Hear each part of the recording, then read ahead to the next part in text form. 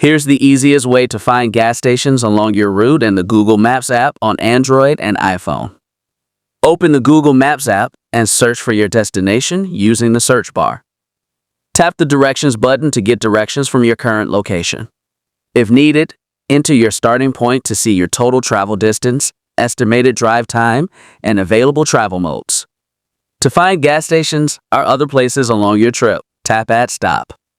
Use the search box to search for a specific gas station, or tap Gas Stations to view all gas stations along your route.